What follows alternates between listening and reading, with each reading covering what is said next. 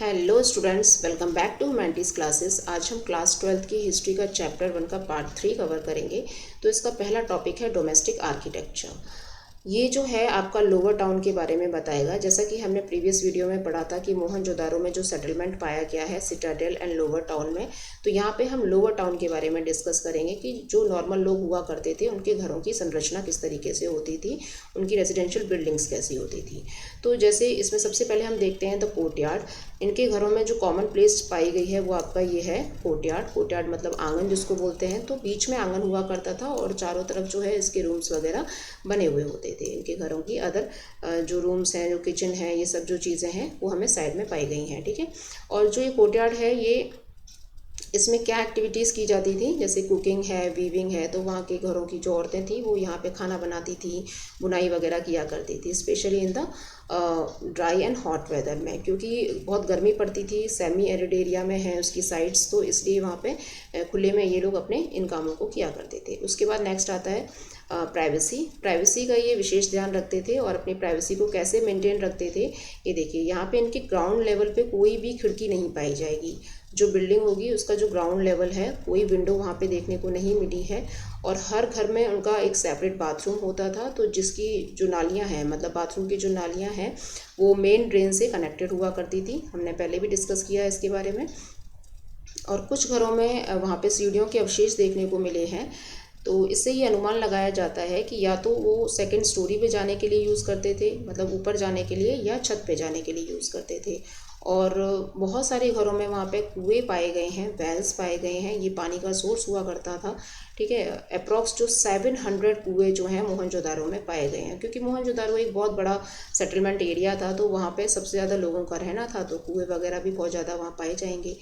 ठीक है। हम यहाँ पे इनका घर का स्ट्रक्चर देख लेते हैं। दिस वन देखिए, यहाँ से इनका ये क्या है, मेन एंट्रेंस गेट है। यहाँ से ये ऐसे, फिर ये अंदर जाएंगे, ऐसे है, ऐसे है, ऐसे, मतलब जो एक जिगजैग शेप बन रही है। आप जैसे यहाँ से अगर खड़े होकर देखोगे तो आपको कोई भी इंटीरियर का डायरेक्ट व्यू नहीं मिलेगा कि अंदर क्या बना हुआ है।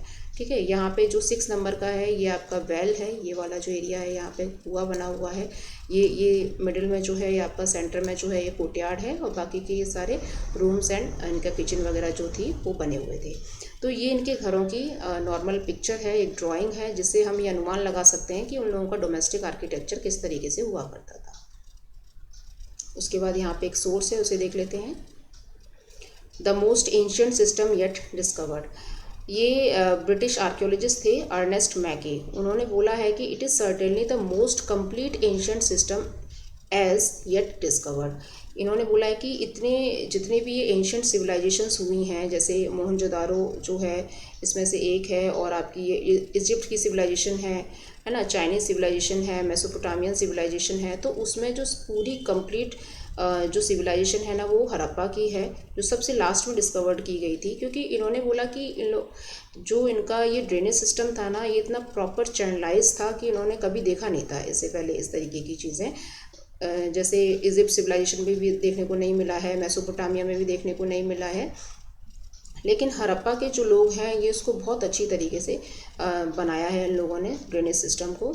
तो वही ये बता रहे हैं। जैसे इन्होंने बताया कि जो ये नालियाँ हुआ करती थी ना, तो नालियों के नीचे जो है ये ब्रिक्स को ऐसे सेट कर देते थे और उसके ऊपर जो है मोटर डाल देते। मोटर का मतलब क्या होता है, ये लाइम एंड सीमेंट का पेस्ट होता है जो ईंटों के गैप को भरने के लिए यूज़ किया जाता है, ताकि ईंटों का एक बॉन्ड बन सके और उसमें स्ट्रेंथ आ सके, वाटर टाइट रहे ये। ठीक है। तो इस तरीके से ये नालियाँ बनाते थे। ये एक टेक्नोलॉजी हो सकती है उन लोगों की उस समय पे। पर सबसे ताज्जुब वाली बात है कि इतने पुराने समय में, मतलब हज़ारों साल पहले की जो सिविलाइजेशन है वो अपने ड्रेनेज सिस्टम को ऐसे मेंटेन रखती थी।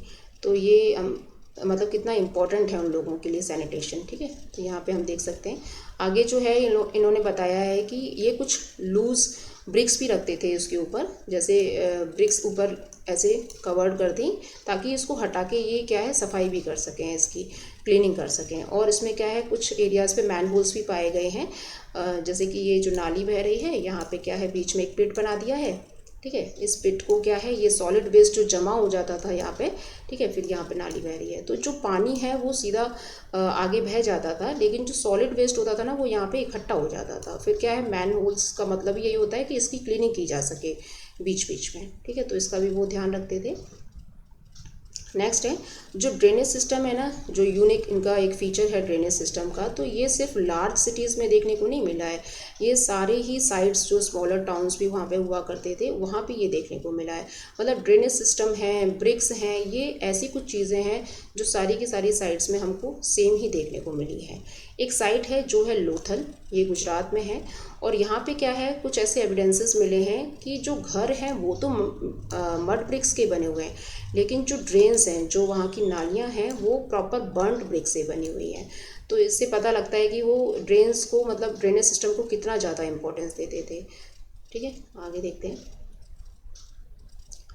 ये है हमारा सिटाडेल, हमने इसके बारे में पहले भी डिस्कस किया है। तो यहाँ पे जो है ये कुछ हम बिल्डिंग्स देखेंगे। एक है आपका वेयर हाउस, दिस वन, ये वेयर हाउस है, ये वाला जो एरिया है इसका, ठीक है, और ये इसका ग्रेट बाथ है। ये दो बिल्डिंग्स जो हैं ये सिटाडेल को जो है सबसे ज़्यादा अट्रैक्टिव और इम्पॉर्टेंट बनाती हैं, और इसी के बारे में हम यहाँ पे पढ़ेंगे कि इसमें क्या क्या काम होते थे। तो जो वेयर हाउस है इसका मतलब होता है एक भंडार घर जिसको बोलते हैं। यहाँ पे जो ये अपनी ग्रेनरीज वगैरह रखते थे, ग्रेन्स हैं जैसे वीट है, बार्ले है, जो यूज़ करते थे इसको यहाँ स्टोर करके रखते थे। और नेक्स्ट है आपका ग्रेट बाथ। और ये जो दोनों बिल्डिंग्स हैं ये यहाँ पे ये दिखाती हैं कि जो रिच एंड स्टैंडर्ड पीपल हुआ करते थे वही लोग यहाँ पे अपने आसपास जो है इसको बना के रखा है इस बिल्डिंग को, ठीक है। तो यहाँ पे हम देख सकते हैं इसका वेयर हाउस है और दूसरा है आपका ग्रेट बाथ। तो ये वेयर हाउस जो है इसका जो नीचे का एरिया होता था, जैसे ये वेयर हाउस बना हुआ है तो इसको अगर हम दो पोर्शन में डिवाइड करते हैं तो इसका जो नीचे का जो एरिया है वो आपका ब्रिक्स से बना होता था और ऊपर का जो एरिया है वो वुड का बना होता था। ये इसका स्ट्रक्चर है। और ग्रेट बाथ जो है इसको देख लेते हैं, ठीक है। ग्रेट बाथ जो है एक रेक्टेंगुलर टैंक हुआ करता था, ठीक है, इस तरीके से रेक्टेंगल में। और जैसे आज की डेट में स्विमिंग पूल्स होते हैं ना, उस तरीके से इन्होंने ये ऐसे बनाया हुआ था। और इसके जो नॉर्थ में और साउथ में यहाँ पे क्या है, नीचे उतरने के लिए सीढ़ियाँ बनाई गई थी। और इसके चारों तरफ जो है ये 3 साइड्स में रूम्स बने हुए थे, ठीक है, 3 रूम्स बने हुए थे ऐसे, ये 3 रूम्स हैं, 3 रूम्स हैं इस तरीके से। और यहाँ पे एक साइड में वेल बना हुआ था, कुआं बना हुआ था, ठीक है। कुआं के मतलब कुओं के जस्ट पास में क्या है, यहाँ पे एक टैंक बना हुआ होता था, टंकी जिसको बोल सकते हैं। तो इससे ये है कि ये जो वेल में जो पानी होता था उसको पहले ये इसमें शिफ्ट करते थे, इसमें टैंक में भरते थे, फिर टैंक के थ्रू जो है ये अपने ग्रेट बाथ में भरते थे। ये जो बड़ा सा जो रेक्टेंगुलर टैंक है ना, इसमें फिल करते थे। तो ऐसा माना जाता है हमारे स्कॉलर्स के द्वारा कि ये जो प्रैक्टिसेस हुआ करती थी ना, ये कोई रिचुअल बात हुआ करता होगा उनका, मतलब कोई अकेशन पे या किसी त्यौहार पे, है ना, इसको यूज़ करते थे ये लोग। और यहाँ पे एक कम्युनिटी बात लेते थे, सब लोग मिलजुल के यहाँ पे मतलब एक कम्युनिटी बात लेते थे। और यहाँ पे देखा गया है कि इसके पास में ही एक बिल्डिंग हुआ करती थी छोटी सी ऐसे, यहाँ पे क्या है 8 बाथरूम्स बने हुए थे, है ना। तो ये बाथरूम्स का मतलब क्या है, यहाँ पे चेंजिंग रूम्स के रूप में देखा गया है कि ये लोग अपने चेंज करते थे, उसके बाद फिर यहाँ पे कम्युनिटी बात लेते थे, फिर दोबारा चेंज करते थे और चले जाते थे। तो ये जो चीज़ें यहाँ पे देखने को मिलती हैं ये ग्रेट बाथ का सबसे मेन फीचर है कि इस तरीके की चीज़ें वहाँ पे हुआ करती थी पहले, मतलब लोग जो है ऐसी प्रैक्टिसेस पहले भी किया करते थे, ठीक है। तो यहाँ पे और हाँ एक चीज़ और है, ये जो नीचे इसका बेस होता था ना, ये फ्लोर जो होता था ये जिप्सम मॉर्टर का बना होता था। जिप्सम क्या होता है, एक तरीके का स्टोन होता है जो थोड़ा सॉफ्ट होता है और इसका मतलब प्लास्टर एंड सैंड को मिला के इसका घोल बना के इसको बिछाया जाता है ताकि ये चिकना रहे और सॉफ्ट भी रहे, ठीक है। और ये वाटर टाइट होता है पूरी तरीके से। और जैसे यहाँ पे क्या है, ये लोग जैसे पानी को ऐसे यहाँ पे इसका चैम्बर होता था, यहाँ से पानी ड्रेन हो जाता था बाहर, और यहाँ पे जो है एक और ऐसे होल होता था, यहाँ से पानी ये ऐसे इस टंकी से इसमें भरता था, ठीक है। तो ये इनका क्या है, पूरा एक फंक्शन है कि किस तरीके से ग्रेट बाथ को यूज़ करते थे ये लोग। इसमें सब कुछ ऐसे ही दे रखा है, वही चीज़ जो मैंने अभी आपको पढ़ाया। आगे देख लेते हैं।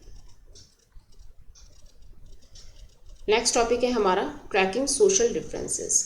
तो यहाँ पे हमें कुछ सोशल डिफरेंसेस भी देखने को मिले हैं। सोशल डिफरेंसेस क्या होता है, जैसे समाज का जो वर्ग होता है ना, कि समाज को कितने हिस्सों में डिवाइड कर रखा है, रिच पीपल है, मिडिल पीपल है एंड पुअर पीपल है, ऐसे ही वहाँ पे भी हुआ करता था। तो वहाँ पे जैसे हमने देखा था कि सिटाडेल में रिच लोग रहते थे और लोअर टाउन में नॉर्मल लोग रहते थे। तो वहीं पे क्या है, सोशल डिफरेंसेस के बारे में हम यहाँ डिस्कस करेंगे। तो पहला जो हमारा यहाँ पे एविडेंस मिला है बरियल्स का मिला है, कि लोगों को किस तरीके से दफन किया जाता था, मरने के बाद उनकी बॉडी को किस तरीके से ग्रेव्स में दफनाया जाता था। ठीक है, तो ये चीज़ है। आर्कियोलॉजिस्ट जनरली बताते हैं कि जो इनकी बेरियल्स प्रैक्टिसेस हुआ करती थी ना, उसी से एक अनुमान लगाया जाता है कि ये तो रिच बॉडी मतलब रिच पर्सन की बॉडी होगी और ये जो है पुअर पर्सन की होगी। जो इनका जैसे ये रिच पर्सन है, इसकी डेथ हो गई है, तो इसकी ग्रेव को है ना पूरा अच्छे से कवर्ड करके बनाया जाएगा और इसके अंदर जो पोट्रीज और ऑर्नामेंट्स रखे जाते थे वो भी विशेष तरीके के होते थे। तो इससे ये लगता है कि कोई रिच पीपल होगा। ठीक है, और ऐसे ही नॉर्मल जो पर्सन है उसको पिट में डाल दिया जाता था और उसको कवर कर दिया जाता था। तो ये चीज़ दर्शाती है कि उस समय पे भी सोशल डिफरेंसेस थे। जैसा कि हमारे आर्कोलॉजिस्ट ने बोला है कि इजिप्ट में इस तरीके के एविडेंसेस सबसे पहले देखने को मिले हैं। जैसे इजिप्ट में अगर किसी किंग की डेथ हो जाती थी तो उसके ऊपर पिरामिड्स बनाए जाते थे। ठीक है, तो ये दर्शाता है कि यहाँ पे कोई हाई स्टेटस पर्सन जो है उसकी डेथ हुई है और जो नॉर्मल पर्सन है उसको पिट में दफनाया जाता था। तो इस तरीके की जो प्रैक्टिसेस हुआ करती थी, उसी से हमारे आर्कियोलॉजिस्ट ने यह अनुमान लगाया कि हड़प्पा में भी इस तरीके से हुआ करता था। लेकिन दैट इज़ नॉट, मतलब श्योर नहीं थे इस चीज़ में कि ऐसा ही था, बट सिर्फ अनुमान लगाया है। ठीक है, उसके बाद हम यहाँ पे देख सकते हैं, ये इजिप्ट के बारे में हमने देखा कि मैसिव पिरामिड्स वगैरह होते थे इजिप्ट में। ठीक है, रॉयल बरियल्स जो होते थे इनकी क्वांटिटी एंड हाँ, जो इसके अंदर लोगों को दफनाया जाता था ना, तो उसके साथ कितनी चीज़ों को दफनाया जा रहा है, मतलब जो रॉयल चीज़ें हैं, जैसे उस पर्सन को क्या क्या पसंद था तो वो चीज़ें भी उसके साथ दफनाई जाती थी। ओके, आगे हम देखते हैं। यहाँ पे जैसे ये क्वेश्चन बनता है कि could this variations be indication of the social differences, तो हम कह सकते हैं यस, सोशल डिफरेंसेस को दिखा रहा है ये कि कोई पर्सन जो है वो प्रॉपर ऑर्नामेंट्स और पोट्रीज के साथ दफनाया गया है और उसकी जो पूरी जो ग्रेव है उसको अच्छे से बनाया गया है, और कोई पर्सन है उसको नॉर्मल पिट में डाल के दफना दिया है और उसके साथ एक आध पोट्री डाल दी है। तो ये थोड़ा सा सोशल डिफरेंस तो दिखाता है। ठीक है, आगे हम पढ़ते हैं। यहाँ पे जैसे जो ग्रेव्स में जो पोट्रीज और ऑर्नामेंट्स पाई गई हैं ना, तो उसमें क्या है, इन लोगों का ये मानना था, मतलब ये लोग इन चीज़ों को मानते थे कि आफ्टर लाइफ मतलब जैसे पर्सन की डेथ हो जाएगी उसके बाद जो उसको जीवन मिलेगा तो उसको कुछ चीज़ों की ज़रूरत पड़ेगी। तो उसमें क्या है, वो लोग पोट्रीज उसके साथ दफन कर देते थे, ऑर्नामेंट्स कर देते थे ताकि वो उसको यूज़ कर सके। ठीक है, और जो ज्वेलरीज हैं वो हमें मैन एंड वुमेन दोनों में ही देखने को मिली हैं, दोनों ही पहनते थे। एंड आगे हम देखते हैं, यहाँ पे जैस्पर का एक स्टोन है, ये एक तरीके से आपके ज्वेलरी में ही कंटेन होगा। तो यहाँ पे क्या है, बहुत सारे बीड्स और हंड्रेड्स ऑफ माइक्रो बीड्स, बहुत छोटे छोटे बीड्स भी ये लोग जो बनाते थे अपने क्राफ्ट प्रोडक्शन में, जो इसको प्रोड्यूस किया जाता था। तो ये सब हमको मिला है मेल स्कल के ऊपर, जो मेल पर्सन होता था उसके जो एक ताज है या कुछ भी वो पहन के उसको जो दफनाया गया है, तो उसमें बहुत छोटे छोटे बीड्स का यूज़ किया गया है। ठीक है, और हमें साथ में एक कॉपर मिरर भी देखने को मिला है, उनकी ग्रेव्स में ही कॉपर मिरर को भी दफनाया गया है साथ में। तो कॉपर मिरर देखिए, आप यहाँ देख सकते हो दिस वन। तो ये कॉपर मिरर है, सोचो ये कितने हज़ारों साल पहले दफन किया गया है और अभी भी इसकी कंडीशन ऐसी है, क्योंकि उस समय पे कॉपर, ब्रॉन्ज, गोल्ड, सिल्वर यही सब यूज़ किया जाता था, आयरन तो था नहीं। ठीक है, तो ये सब चीज़ दिखाई गई है कि किस तरीके से ये लोग अपने ऑर्नामेंट्स और अपने बीड्स को मतलब अपने साथ ही ले जाते थे एक तरीके से। ठीक है, तो आज की वीडियो में इतना ही, मिलते हैं नेक्स्ट पार्ट में, तब तक के लिए धन्यवाद।